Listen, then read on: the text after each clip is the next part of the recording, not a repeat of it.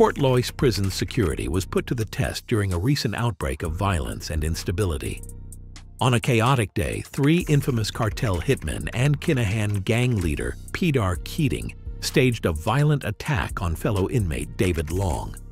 This brutal assault was only one of several frightening episodes at the high-security jail, where 11 other inmates were transported to the hospital at the same time due to a mass drug overdose.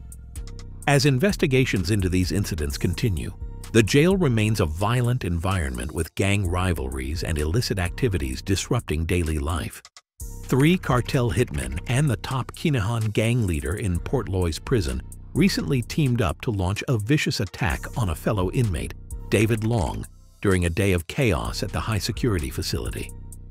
Patrick Curtis, Michael Burns, Charles McLean, and Byrne-Kinahan, the Kinahan Cartel's prison boss, were all written up with P-19 disciplinary forms after being identified as the culprits behind the violent assault. David Long, who is originally from Cork and known for his violent behavior, was left with serious injuries after being ambushed by the 4 men. This attack occurred on the same day that 11 prisoners at the prison overdosed on drugs, leading to a mass emergency where they were rushed to the hospital. The overdose situation is believed to have been organized by convicted drug dealer Tony McInerney. When he was found unconscious and being taken to the hospital, he had a significant stash of drugs and a list of customers, suggesting he was coordinating the distribution inside the prison. The attack on Long and the drug overdose incident appear to be unrelated. However, both events reflect the intense and volatile environment within the prison, where gang rivalries and criminal networks continue to operate even behind bars. It is believed that another inmate, who had recently returned from temporary release, may have smuggled the drugs into the prison. McInerney made headlines last year after pleading guilty to a shooting in 6 Mile Bridge, Clare in 2020, where an innocent bystander was struck in the buttock by a stray bullet. The scene, described in court as like something out of the Wild West, saw 9 shell casings scattered on the ground. Byrne-Kinahan, who has served as the Kinahan Cartel's leader in prison, has typically avoided direct involvement in physical altercations since he was sentenced to 11 years for leading a criminal organization. Known for maintaining a low profile, Kinahan is facing extradition to the UK on conspiracy charges. The charges relate to a plot involving firearms, reportedly orchestrated by his boss, Thomas "Bomber" Kavanagh, in an attempt to reduce his own prison sentence for drug trafficking offenses. Despite his involvement in the recent attack, Kinahan appeared in court soon after, showing no visible signs of the altercation. His extradition hearing has been delayed yet again, with a new date set for September 18th.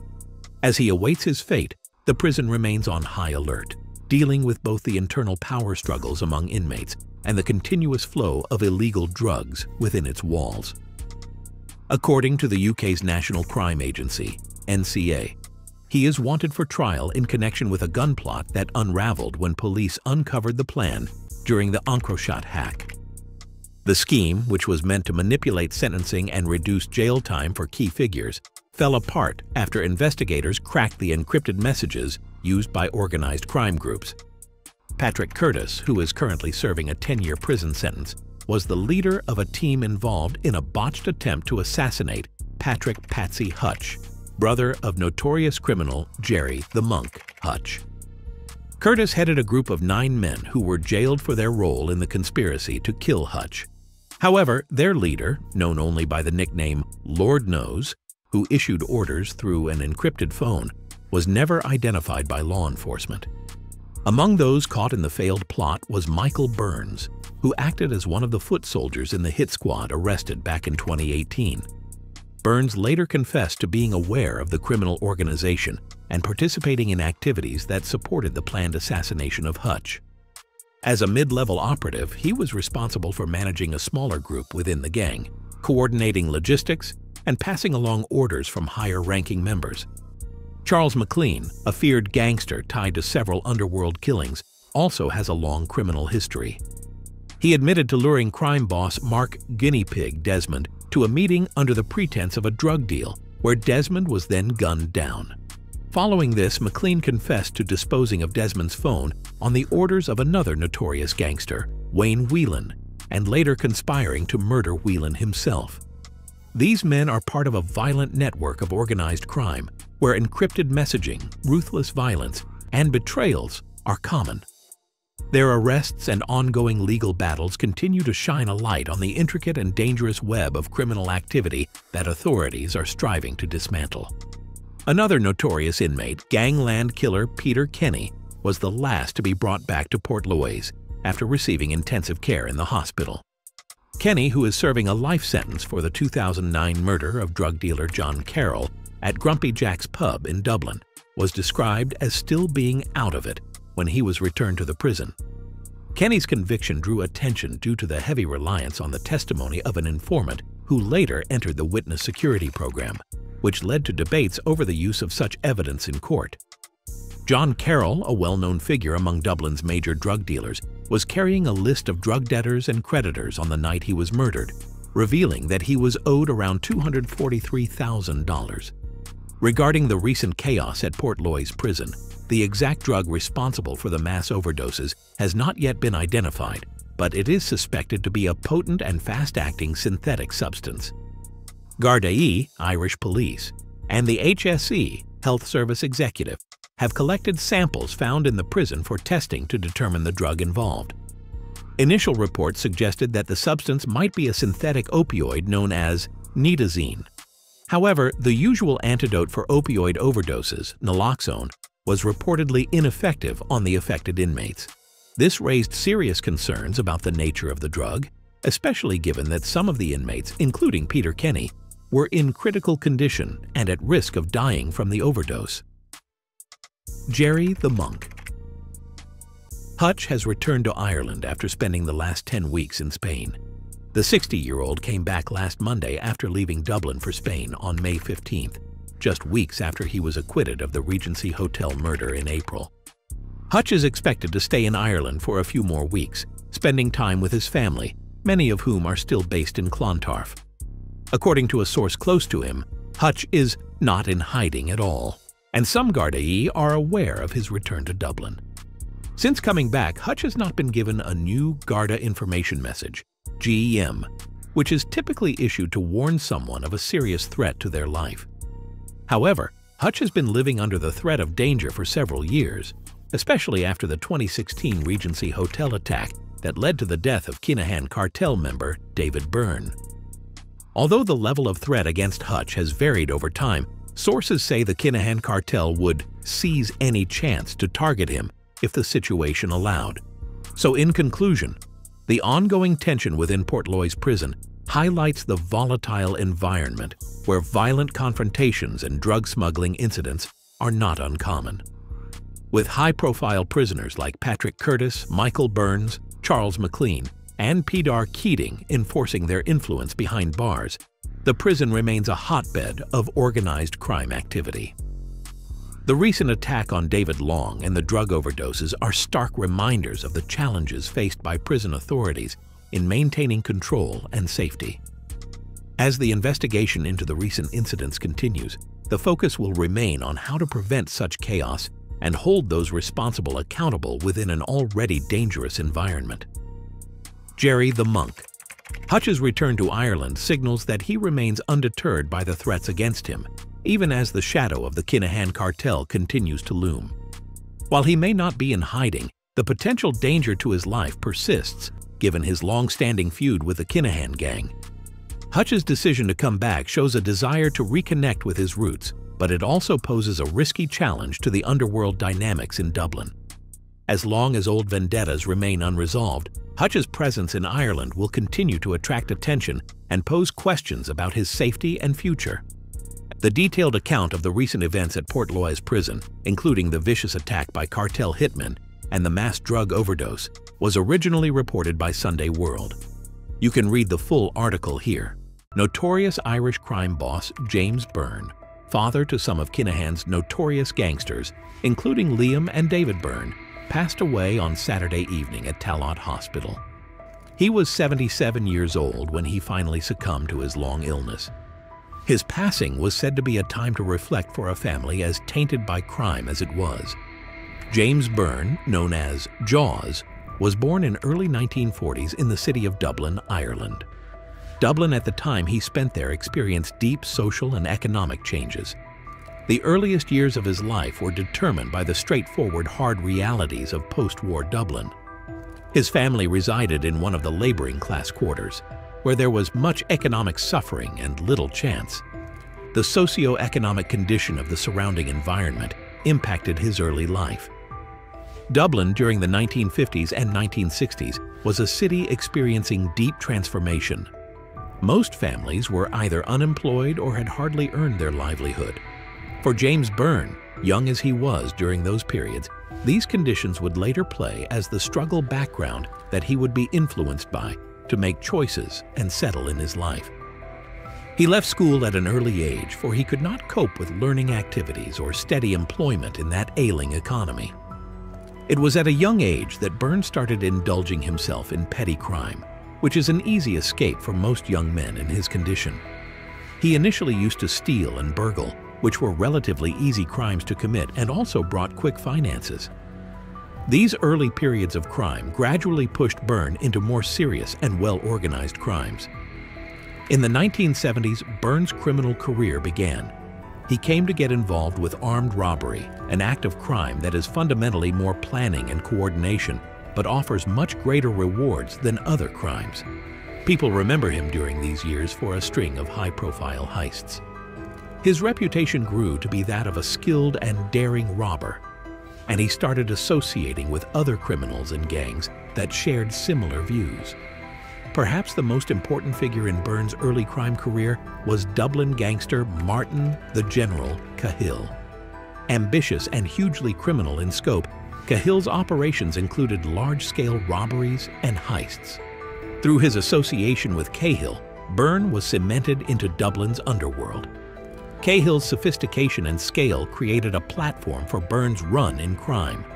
Through Cahill and other criminal personalities with whom he is connected, Byrne was introduced into different forms of organized crime, including narcotics trafficking and counterfeiting.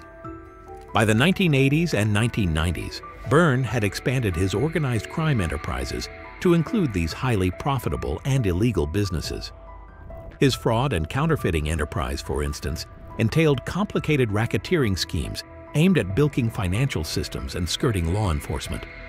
Byrne was a troubled man who had run-ins with the law and was confronted by police over his activities. His operations were of interest to the Criminal Assets Bureau and the Revenue Commissioners, institutions that have been tasked with combating financial crime and recovering assets. Through the 2000s, Byrne had numerous battles in court, where he received harsh fines and settlement pertaining to his financial wrongdoings. Though Byrne's life was full of criminal activities, his life also implicated his family. His sons, Liam and David Byrne, were to grow up with the environment created by the criminal lifestyle that he led. Eventually, they all became a part of the Kinahan Cartel, which is one of the most powerful organized crime organizations in Ireland and Europe. The Kinahan Cartel's crimes like drug trafficking and smuggling arms along with violent gang feuds could only go on from the criminal legacy left behind by James Byrne. Byrne's life was not only defined by the criminal business he found himself into, but also by the intricacies surrounding his personal life and broader societal influence on his family and peers. His early age commitment to crime initiated him into activities that would later create frames of his life as well as other people's lives. Throughout his criminal career of Byrne, some activities stood far removed from the classical crimes. Byrne was deeply involved in fraud and counterfeiting, thus putting him on the opposite side of the KAB and Revenue Commissioners. In 2002, he was ordered to repay $43,353 in unemployment benefit, which he had illegally obtained. It was one of the many financial problems that he had encountered. In 2004, after a tax assessment, Byrne was obliged to pay $208,400, of which $22,000 was in cash removed from his home following a raid in 2001. Byrne remained at odds with the KAB and in 2017 attempted to recover a Rolex Oyster Perpetual watch he claimed was worth $35,000 that had been seized as part of another raid. Byrne's crimes also included involvement in narcotic trafficking and in organized crime. His sons, Liam and David Byrne, became key men in the Kinahan Cartel. David Byrne, murdered during the Regency Hotel attack by the rival Hutch gang in February 2016, took international media attention to a whole new level of hooliganism. The attack was part of a much greater gangland feud that has left far-reaching outcomes for Dublin's criminal landscape. Year after year, James and his wife Sadie went to the murder spot of David to place flowers as a tribute to their dead son, showing that the victim's life was indeed not easy to forget. The family's criminal ties were not limited to Ireland. Presently, Liam Byrne is a matter of serious charges against him in the UK for accusations that he is involved with organized crime activities. One counts conspiracy to possess firearms and ammunition, and another conspiracy to pervert the course of justice. This indictment is part of a much greater investigation into organized crime networks connected to the Kinahan Cartel. James Byrne's nephew, Liam Rowe, who passed away from cancer last month, was another blow to the family. Rowe, a known associate of the Kinahan Cartel, was also involved in criminal activities, further complicating the Byrne family's already tumultuous existence. His death was a significant personal loss for James and Sadie Byrne, adding to the ongoing challenges the family faced. The impact of James Byrne's death on his widow, Sadie, has been profound. Sadie, 75, has been navigating the difficult period following her husband's passing, receiving support from friends, family, and well-wishers. The couple's home in Raleigh Square has been a focal point for condolences, reflecting the community's response to their loss. Despite the family's criminal background, the grief and support they have received highlight the personal side of their lives amidst the criminal controversies. The funeral arrangements for James Byrne reflect the importance of his life and the deep sense of loss felt by his family and community. According to the death notice, James Byrne, affectionately known as Jemmy, will be reposing at his home on Monday from 6 p.m. This period of repose allows family and friends to pay their respects and honor his memory. His funeral mass was scheduled for Friday, September 13, 2024, at 12 noon at St. Catherine's Church on Meath Street. Following the Mass, he has been buried at Mount Jerome Cemetery, a final resting place for many notable Dubliners. The details of the funeral arrangements underscore the respect and affection James Byrne commanded within his family and community.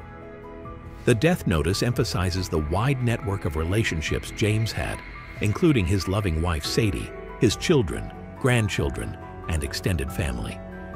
It also acknowledges his broader circle of friends and neighbors, reflecting the impact of his life beyond his criminal activities. One notable aspect of the funeral is the absence of James Byrne's son, Liam, who remains in high-security detention at Belmarsh Prison in London. Liam Byrne's current legal situation, involving charges related to organized crime, firearms, and conspiracy, has prevented him from being granted temporary release to attend his father's funeral. This restriction highlights the severity of his legal issues and the ongoing challenges faced by the Byrne family. In light of Liam's absence, Sadie Byrne is planning to visit her son in prison in the coming weeks. This visit will be an emotional and challenging experience for Sadie, given the complex legal and personal circumstances surrounding her son. Her determination to see Liam reflects her ongoing commitment to her family, despite the difficulties they face. The Byrne family's recent experiences, including the death of Liam Rowe and the ongoing legal troubles of Liam Byrne, paint a picture of a family deeply affected by both personal and legal turmoil. The passing of James Byrne adds another layer to their struggles, combining the personal loss of a beloved family member with the broader implications of their criminal background. As the Byrne family moves forward from this period of mourning, the interplay between their personal grief and their public criminal affiliations remains a poignant aspect of their lives. The funeral and its arrangements provide a moment of reflection on James Byrne's life and the continuing impact of his family's criminal legacy. Another era passed away with the loss of James Byrne Snurr, an infamous Dublin crime figure who had featured prominently in the Irish underworld for decades. His sons, Liam and David Byrne, are key players in the Kinahan Cartel's operations here, thus linking the family further into the violent criminal world that has dominated headlines in recent years. James Byrne died on Saturday in his native Dublin, due to severe health complications he had suffered from during the last few years. Byrne had lived a lifetime steeped in the world of organized crime at 77, and it carried through influences into days when he was an associate of Martin Cahill, the notorious Dublin gang leader, to some known as the General. Byrne's criminal reputation and history notwithstanding, this unfortunate predecessor's personal life was relatively low profile because he resided in a mortgage-free home in Crumlin with his wife, Sadie. James Byrne, known as Jaws, was born in the early 1940s in Dublin City, Ireland. His time spent there during those years witnessed deep social and economic changes. The earliest years of his life were determined by hard and straightforward realities concerning post-war Dublin. His family lived in one of the laboring class quarters, where there was much suffering from economic necessity and little chance of development. The socio-economic condition of the surrounding environment affected his early life. Dublin during the 1950s and 1960s was a city that was undergoing deep transformation. Most of the families were either unemployed or had barely earned their livelihood. For James Byrne, young as he was during those periods, these conditions would later play as the struggle background that he would be influenced by to make choices and settle in his life. He had to drop out of school when he was still young because he was unable to cope with learning activities or steady employment in that ailing economy.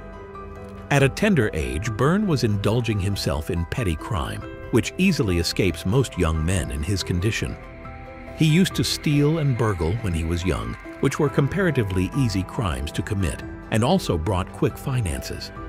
These periods of crime gradually pushed Byrne into serious and well-organized crimes. Then started Byrne's criminal career in the 1970s. He came to get involved with armed robbery, an act of crime that is fundamentally more planning and coordination, but offers much greater rewards than other crimes. People remember him during these years for a string of high-profile heists. His reputation grew to be that of a skilled and daring robber, and he started associating with other criminals and gangs that shared similar views. The most significant figure in Byrne's early crime career was Dublin gangster Martin the General Cahill. Ambitious and massively criminal in scale, Cahill's operations encompassed large-scale robberies and heists. Through his association with Cahill, Byrne became cemented into Dublin's underworld. Cahill's sophistication and scale created a platform for Byrne's run in crime. Through Cahill and other criminal personalities associated with him, Byrne was thus exposed to different varieties of organized crime, including narcotics trafficking and counterfeiting. Byrne has, during the 1980s and 1990s, developed his business in organized crime to encompass these ultra-lucrative but illegal ventures. For instance, his fraud and counterfeiting business included clever racketeering schemes that had been created with the aim of robbing financial systems and avoiding law enforcement. Byrne's eldest son, Liam, remains in UK custody to be formally charged with firearms and other crimes. On 26 February 2016, 34-year-old David Byrne was shot dead as part of the infamous Regency Hotel shooting. This brutal attack catalyzed the dramatic escalation of the Kinahan Hutch gang war, and dozens have been killed with gangland war in Dublin and across the country continuing uninhibited. Certainly the key feature of the Kinahan Cartel's bloody feud with the Hutch family was the murder of David Byrne. The attack occurred while some people were attending a boxing weigh-in at the Regency Hotel in North Dublin. An active group of gunmen, wearing several disguises and some dressed as members of the Gardaí, stormed the hotel, shooting randomly at every person in their line of sight. David Byrne was killed instantly, but several other people were injured during the hectic and violent shooting spree. This brazen act shook the whole Dublin criminal underworld's rest and led to a spate of deadly revenge killings across the Kinahan and Hutch factions. James Byrne Sr., although not involved in his son's gangland activities at his death, had a history of offending that made him a principal figure in the Dublin underworld. The connections he maintained to Martin Cahill and his involvement in fraud and counterfeiting operations only added to his notoriety. For somebody who had never worked since 1974, Byrne had managed to accumulate significant assets, leaving one to wonder, how did he acquire them? The Revenue Commissioners and the Criminal Assets Bureau ran Byrne and his wife Sadie for an enormous sum in tax in 2001. They were served with an order for 378,612 euros, although they later settled this amount paying 208,400 euros. But for the origins of their money, the mystery persisted. Byrne argued that the Rolex Oyster watch, worth $35,200, was a gift from a member of his family, but he refused to disclose who had given it to him. Meanwhile, Byrne also sold one of his houses to his daughter Maria for $100,000. At the same time, he claimed that another house, which he sold in 2015 for $80,000, was given to her for love and affection. That James Byrne, who had engaged in all seriousness of crime such as fraud, counterfeiting, and tax evasion, enjoyed freedom from severe legal retribution. During his lifetime spoke volumes about his position in the crime hierarchy of Dublin. He led a relatively comfortable and undisrupted life up to relatively recent years, mainly because his health began to deteriorate. While James Byrne Senior's life comes to an end, his son, Liam Byrne, remains to face legal reckonings for his role in the Kinahan Cartel. Liam Byrne is 43 years old and is scheduled to stand trial with ex-senior Kinahan Cartel member Thomas Kavanagh at London's Old Bailey. Charges involve separate firearms conspiracies committed in the UK, a major development in efforts aimed at the further dismantling of the Kinahan Cartel's operations. One of the most identified figures with the Kinahan Cartel is Liam Byrne, whose role brought with it arrest and extradition to Britain after his capture last year in Mallorca, Spain. They include conspiracy to possess firearms and ammunition between April and May 2020 with Daniel McLaughlin, aged 36, and others, as well as conspiracy to possess firearms and ammunition between January 2020 and June 2021. Byrne's trial will last many weeks. It may be significant not only for his future, but for the continuing moves to dismantle the cartel.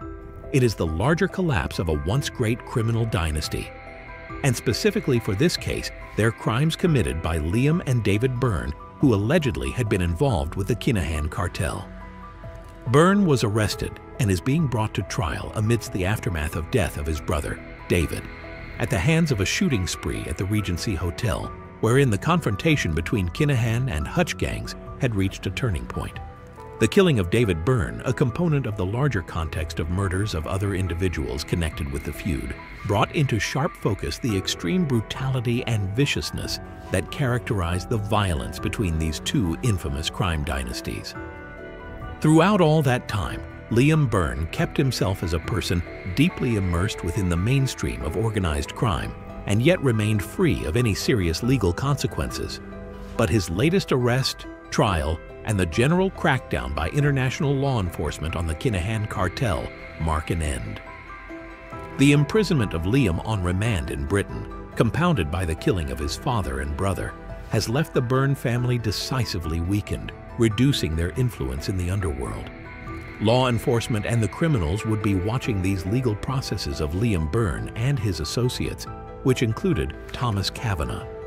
These would become critical court cases concerning the dismantling of the Kinahan Cartel within Ireland and the UK. This imprisonment of Liam will seriously dent the leadership structure of the cartel, as it had weakened further the organization's scale of operations as it did before. In short, the death of James Byrne Senior and court cases his son Liam finds himself in confirm the decline of a once powerful underworld family. For years, the Byrne family seemed invincible, controlling Dublin's underworld, but with the combined strength of law enforcement, gangland violence, and time, really saps its influence.